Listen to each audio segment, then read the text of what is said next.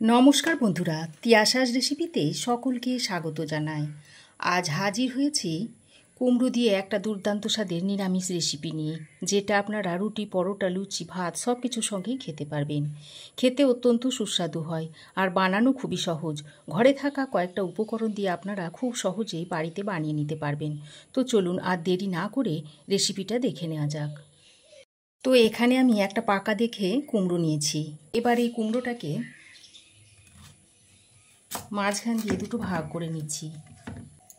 তারপর এই কুমড়োর খোসাগুলোকে এইভাবে ছাড়িয়ে নিতে হবে।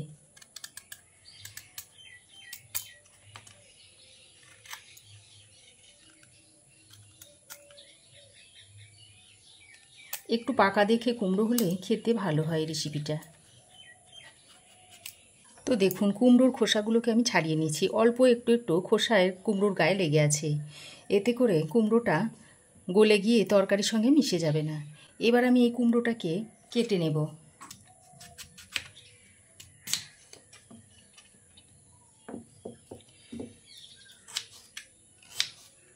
একঘেয়েমি কুমড়োর রেসিপি খেতে খেতে বোর হয়ে যাচ্ছেন, তো এইভাবে একবার নতুন পদ্ধতিতে কুমড়োটা বানিয়ে খেয়ে দেখুন।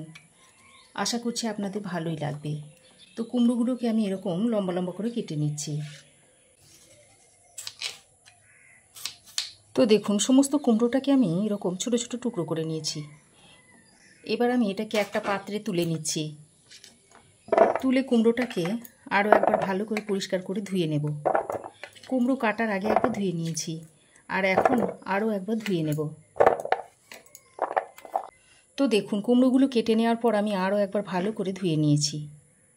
এবার আমি কড়াই গরম করে দিয়ে দিচ্ছি অল্প 1 চা চামচ মতো সর্ষের তেল। তারপরে এই তেলের মধ্যে দিয়ে দিচ্ছি একটা শুকনো লঙ্কাকে ছিঁড়ে।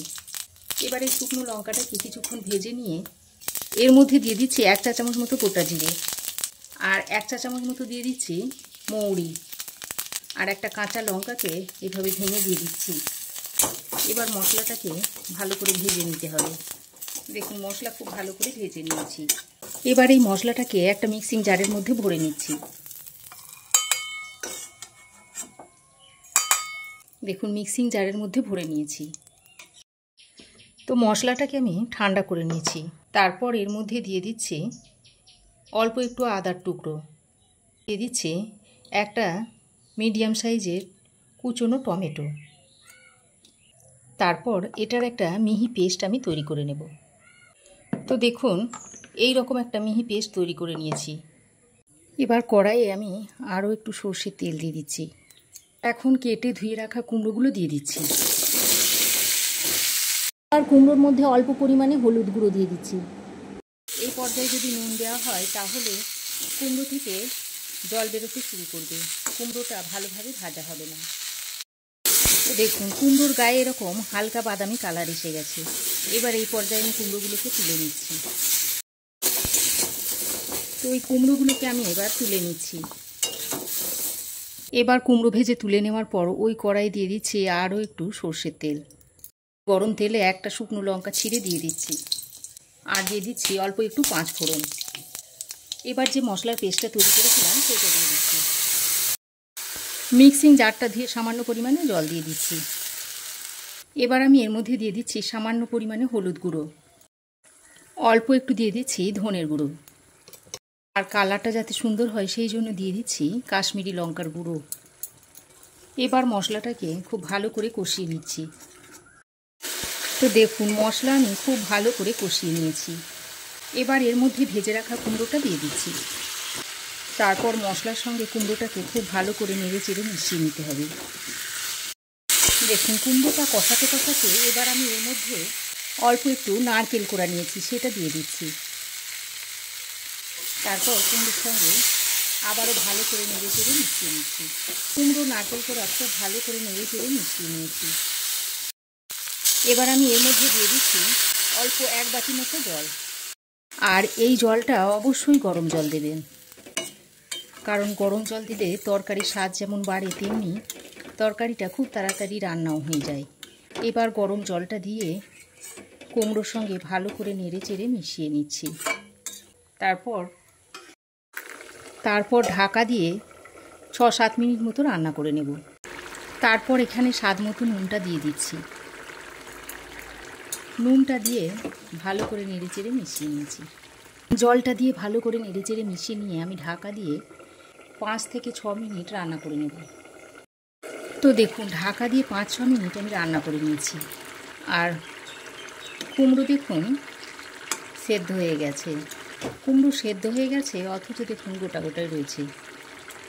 এবার আমি এখানে একটা বাটির মধ্যে 1 চামচ মতো ময়দা নিয়েছি। এই ময়দার মধ্যে অল্প পরিমাণে জল দিয়ে ময়দাটাকে গুলে নিতে হবে। এইভাবে ময়দাটাকে গুলে নিচ্ছি।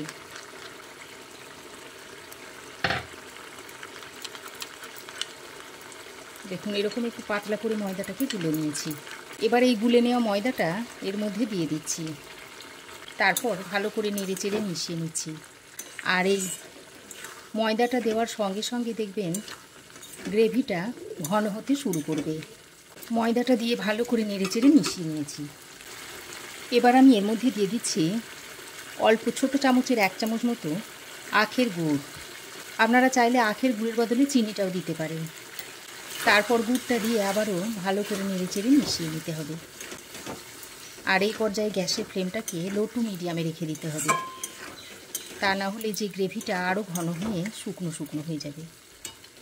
অবশেষে অল্প একটু ঘি আর সামান্য পরিমাণে একটু গরম মশলার গুঁড়ো ছড়িয়ে নামিয়ে নেব। তারপর ভালো করে নেড়েচেড়ে মিশিয়ে নিয়েছি। কুমড়োর নিরামিষ রেসিপিটা সার্ভ করার জন্য একেবারে রেডি হয়ে গেছে। এবার গ্যাসের ফ্লেম বন্ধ করে ঢাকা দিয়ে আরও 2 মিনিট স্ট্যান্ডিং টাইমে রাখার পর তরকারিটা আপনাদের সার্ভ করে দেখাবো। তো দেখুন, ঢাকা দিয়ে আরও 2-3 মিনিট স্ট্যান্ডিং টাইমে রাখার পর তরকারিটা আপনাদের সার্ভ করে দেখাচ্ছি। এবার আপনারা এটা গরম গরম ভাত, রুটি, পরোটা সব কিছুর সঙ্গেই খেতে পারবেন। রুটি, পরোটা, লুচির সঙ্গে এই রেসিপিটা খেতে বেশি ভালো লাগে। এবার আমি উপর থেকে আরও কিছুটা নারকেল কোড়া দিয়ে সার্ভ করে দিচ্ছি। তো বন্ধুরা, আমার এই আজকে লুচি, রুটি, পরোটার সঙ্গে খাওয়ার মতো দুর্দান্ত স্বাদের নিরামিষ কুমড়োর রেসিপি আপনাদের কেমন লাগলো অবশ্যই একটা কমেন্ট করে জানাবেন। ভালো লাগলে একটা লাইক ও শেয়ার করবেন। পাশে থাকা বেল আইকনটাও অবশ্যই প্রেস করে দেবেন। আর আমার চ্যানেলে যদি নতুন হয়ে থাকেন তো প্লিজ চ্যানেলটাকে সাবস্ক্রাইব করার অনুরোধ রইল। আজ এ পর্যন্তই। আবার দেখা হবে নতুন কোনো রেসিপি নিয়ে নেক্সট এপিসোডে। সে পর্যন্ত ভালো থাকবেন, সুস্থ থাকবেন। ধন্যবাদ।